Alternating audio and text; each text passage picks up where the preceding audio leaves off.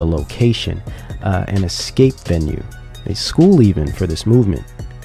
So in 1962, the Esalen Institute was started, a spiritual resort facility constructed on an existential voyage into reality and postmodernism of French and German psychology, psychological theory, mixed with Eastern mysticism and the humanities. What bridged the gap was Michael Murphy of Stanford University and the Beat Generation celebrity Richard Price, who would be one of the first Beats to join the Institute, and along with him came Ginsberg and all the rest, together to form a new humanist liberation front based on love, insanity, drugs, and promiscuity. The Epistemology Center for the New Age and premier drug-based mind control project of the CIA under Operation MKUltra. And only the groovy, hip, and far out were invited.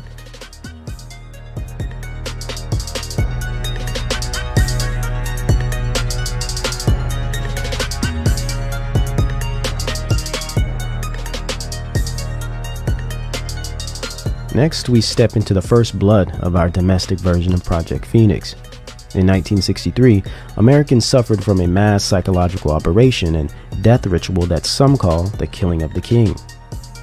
President John F. Kennedy was assassinated and transformed the psyche of America instantly, and placed a dark spirit across its waters, city streets, and neighborhood homes.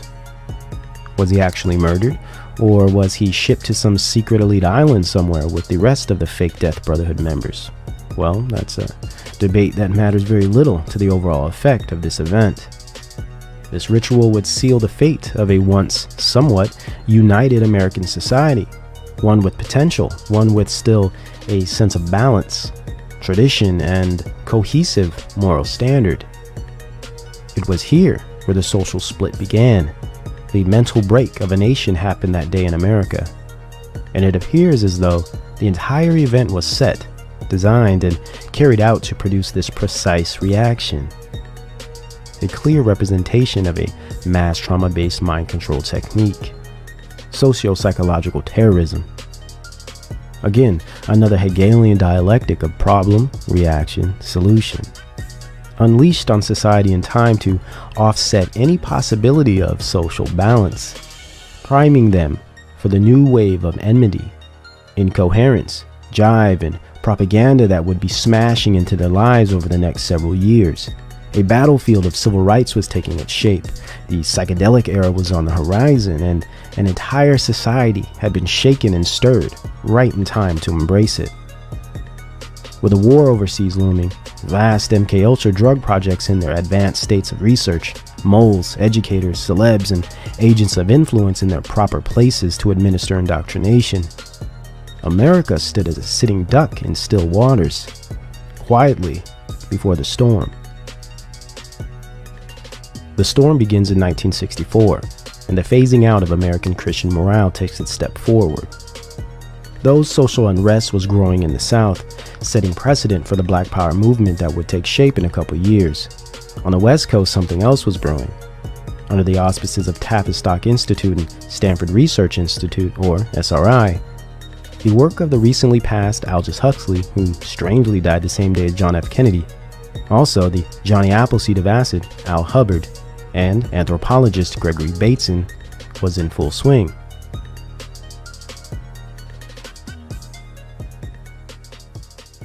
The Human Potential Movement via Esalen Institute promoted the doctrines of Gregory Bateson and Gordon Wasson's native revival projects and normalized hallucinogenic drugs and mood-enhancing substances to the Beat Generation and its followers.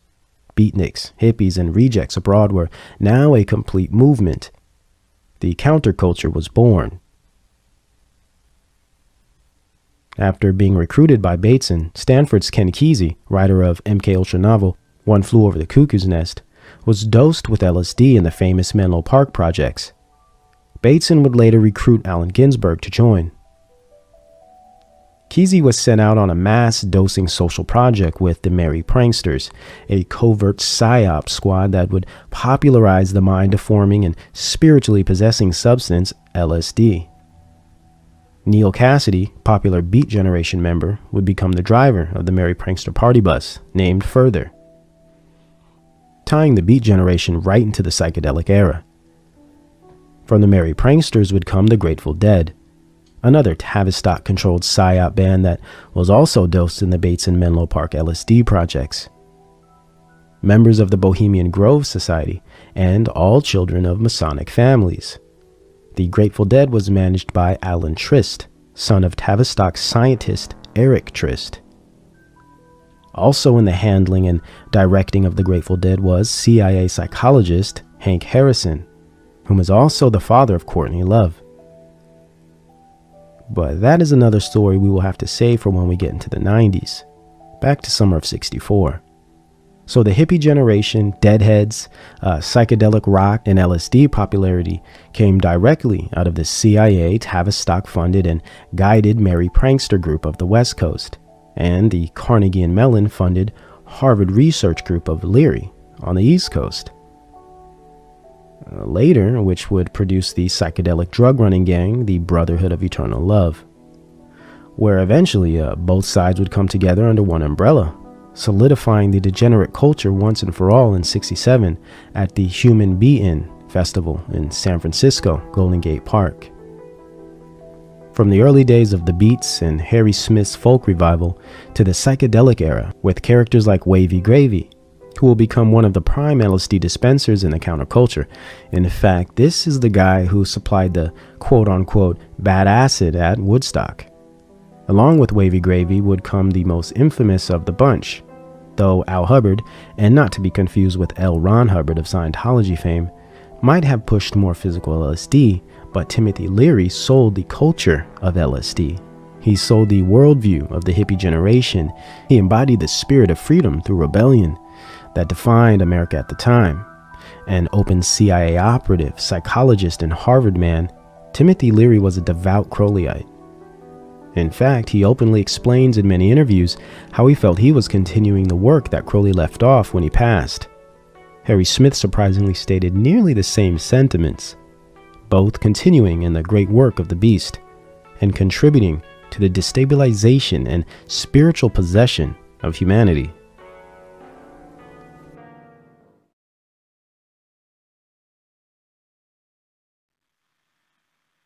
They're looking for magic. Because there's a moment when you see something like that, there's a crack in your mind, and that crack lets in all the light. It opens up all the possibilities. It just goes, wow, did you see that? That's the moment. That puts them in touch with the invisible.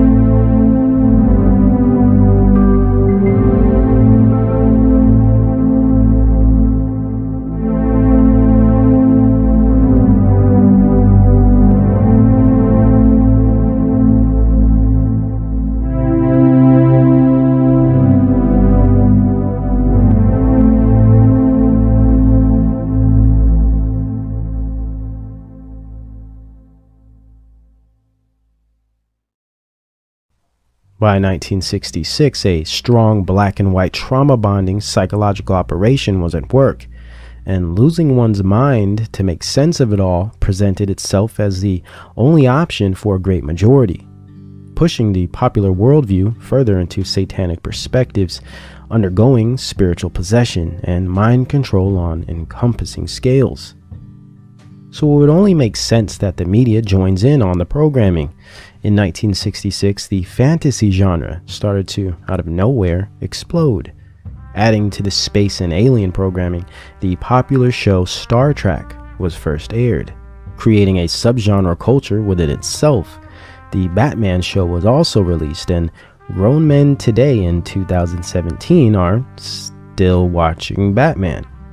Space Ghost became an instant hit for the kids, and you know they always looking out for the kids.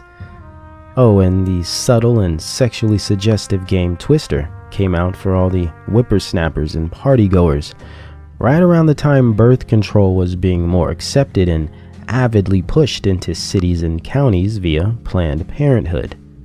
Interesting.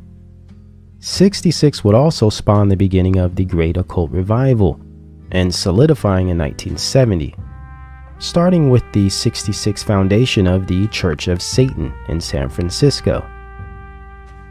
Formed by Crowleyite Anton LaVey, many famous celebs would join this church, and many other cults and orders would pop up over the next few years, popularizing Crowley and his work, nearly bringing him back to life in a way.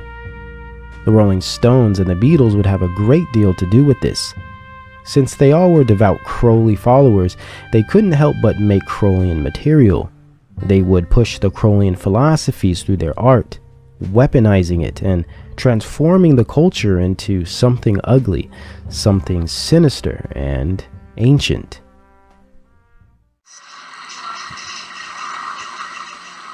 I remember when we first went in.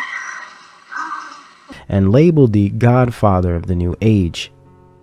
Probably the most significant of the MKUltra projects of drugging society through creating cultures that survive on drugs was the book written by Tom Wolfe, The Electric Kool-Aid Acid Test, which single-handedly created an entire new and fresh movement of first-time LSD users and supporters.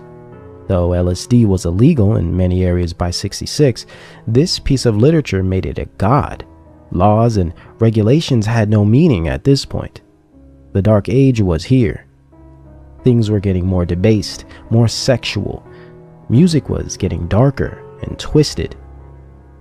The black metal genre was growing, and even black metal glam rock was surfacing. This homoerotic, androgynous yet gothic and witchy music that was littered with Crowleyism, and its authors were open Crowleyites. I fell into the trap of the black magic, Kabbalism, and the whole idea of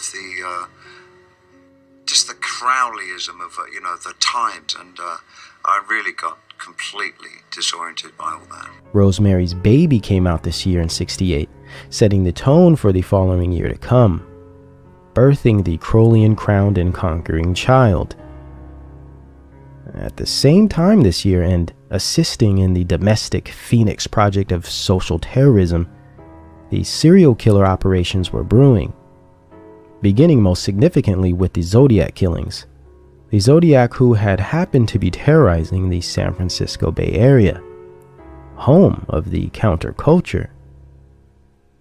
Although this terrorized mainly the silent majority and bystanders of the current psycho cult of drugged and doomed rebel squads that ranged between 16 and 30 years old, just as planned. And this surely didn't stop the spread of counterculture doctrine and mind control. As the Esalen Institute became more popular, and celebs like Allen Ginsberg and Alan Watts continued to peddle their spiritual poison to the masses of foolishly curious followers, the New Age was taking its full form. But it needed a span of events to crack and dismantle any residual of modernity or morality left in society. Being structured during this time was in the area of academia, social sciences, and the New Age culture of knowledge, or epistemology, which is the study of knowledge, how we know what we know.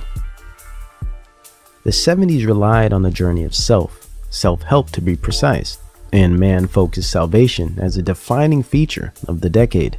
Some might call this period the growth of mind sciences. I prefer to call them spirit sciences. And it is understood that many of these sciences already existed and had quite the following, like L. Ron Hubbard and his Scientology cult, for instance, as well as the work of Alan Watts and those like him, whom were both intelligence operation representatives. But Hubbard and the spirit sciences in general would have a formidable opponent in the competition for the social hive mind by 1971. Interestingly, this is the period when government documents describe as a time when the MKUltra projects were brought to a halt and discontinued. Yet from the year of 71 forward, hundreds of mind cults and spiritual enclaves began to sprout throughout the country. And it is no coincidence that the leaders behind these groups and philosophies were always directly connected to secret intelligence and elite organizations, and used techniques in their teachings that mirrored precisely those practiced in MKUltra sub-projects, giving more reason to believe that, in fact, MKUltra had only continued from the early 70s and on, but much less behind government facility walls and far more within the public sphere, academic circles, and of course throughout the many spiritual cults and self-help groups of the New Age culture. And this new outgrowth of domestication of high science mind control known as MKUltra was exemplified best by one extremely influential man of the period. His name is Werner Erhard. Born John Paul Rosenberg, the founder and creator of the most successful mind conditioning science ever created, EST, Erhard Seminar Training. In 1971, Erhard gave his first seminar in San Francisco, California. Erhard's influences and mentors expose his work significantly as truly representing nothing more than a corporatized offshoot of Tavistock Institute techniques of human behavior modification, also known as MKUltra. To start, Erhard was an integral member of the Huxleyan Human Potential movement. He was also a representative for the Esalen Institute, both Central Intelligence Front organizations. Not surprisingly, he was a student and friend of Alan Watts, also a student of intelligence psychologist Carl Rogers and Abraham Maslow. Erhard was skilled in Dianetics of Scientology as well as hypnosis. He was well trained in the science of hypnosis and psychocybernetics, in which he studied under Maxwell Maltz. In other words, Erhard was a mind control expert in every sense of the word. He was presented as a guest speaker for nearly every elite university: Yale, Dartmouth, Berkeley, MIT, Oxford, Harvard, Stanford, and the list goes on. He was also an investor and associate of SRI, Stanford Research Institute, and he participated in the MKUltra remote viewing trials, along with many other human behavior and mind science studies, directly connected to NGOs, non-government organizations like UNESCO. He also started his own, a global government eugenics front called the Hunger Project, which today touts a Herculean 1 million members and representatives. Today, his mind conditioning science is called Landmark worldwide and is the most successful corporate training and team building program to date. Erhard was heavily influenced philosophically by the aforementioned Michel Foucault, the postmodernist thinker and new leftist who pushed the sex revolution to the point of his own death from AIDS after his lust-driven life of frequent San Francisco bathhouse visiting. Erhard was also a fan of Edgar Cayce, the Christian mystic and legendary channeler. Probably most revealing and connecting Werner Erhard to the MKUltra projects is his connection to his mentor and teacher Gregory Bateson, most likely the biggest influence on Erhard's work.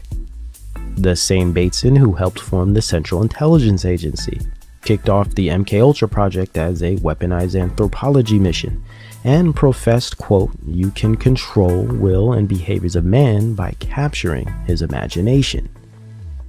Erhard dominated the New Age or New Thought movement of the 70s and attracted many famous people.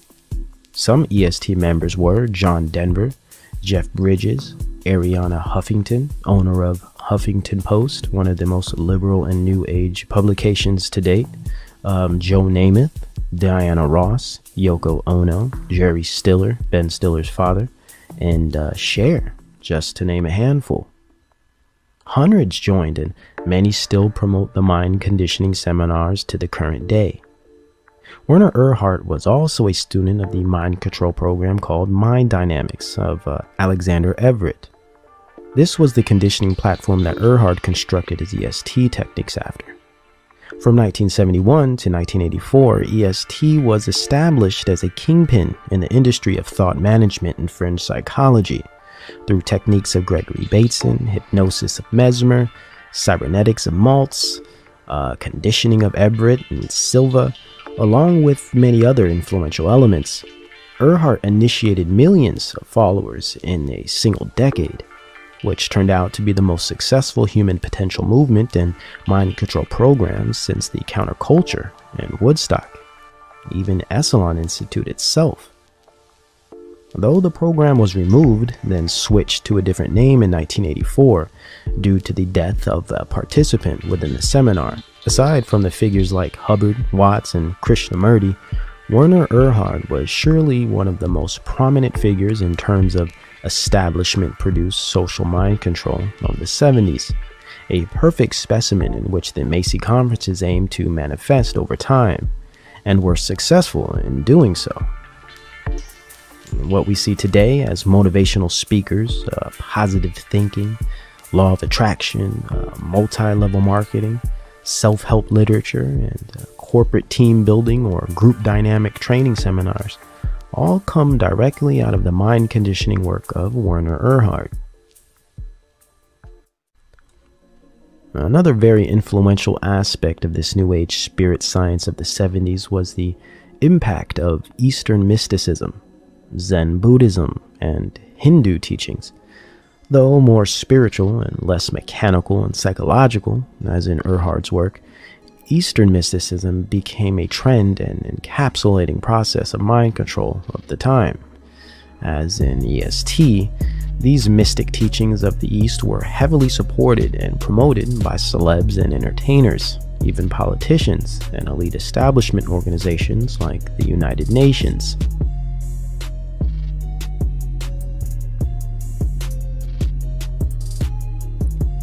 This mysticism displayed itself most significantly in the form of what was called TM, or Transcendental Meditation, an art of spiritual possession and mind control in one, packaged as an enlightening and healing experience, and sold to the masses by arguably one of the most famous cult gurus in history, Maharishi Mahesh.